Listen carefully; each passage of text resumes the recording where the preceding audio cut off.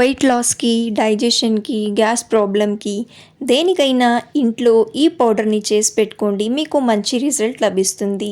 దీనికోసం ఒక ప్లేట్లో 1.5 కప్పు వరకు మెంతులు, అరకప్పు జీలకర్ర, అరకప్పు సోంపు, 2 స్పూన్ల వరకు వాము, అలాగే 2 టేబుల్ స్పూన్ల కలోంజీ.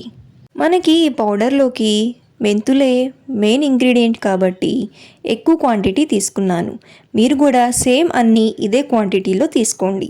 ఇప్పుడు వీటన్నిటిని కడాయిలో వేసుకొని మీడియం ఫ్లేమ్లో పెట్టి కలుపుతూ దీన్ని దోరగా వేయించుకోవాలి.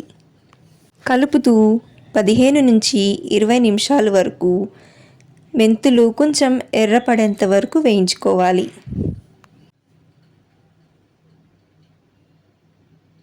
మెంతులు వేసాం కదా చేదుగా ఉంటుంది అనుకుంటారేమో, సోంపు వేసాం కదా ఆ చేదుని సోంపు బ్యాలెన్స్ చేస్తుంది. ఇలా అన్నీ దోరగా వేగిపోయిన తర్వాత స్టవ్ ఆఫ్ చేసేసి వేరే ప్లేట్లోకి తీసుకోండి. లేకపోతే కడాయిలోనే ఉంచితే ఆ వేడికి మాడిపోతాయి.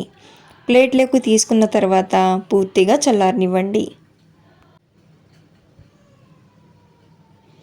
చల్లారిపోయిన తర్వాత కొద్దిగా మిక్సీ జార్లో వేసుకొని మెత్తగా పౌడర్ లాగా గ్రైండ్ చేసుకోవాలి.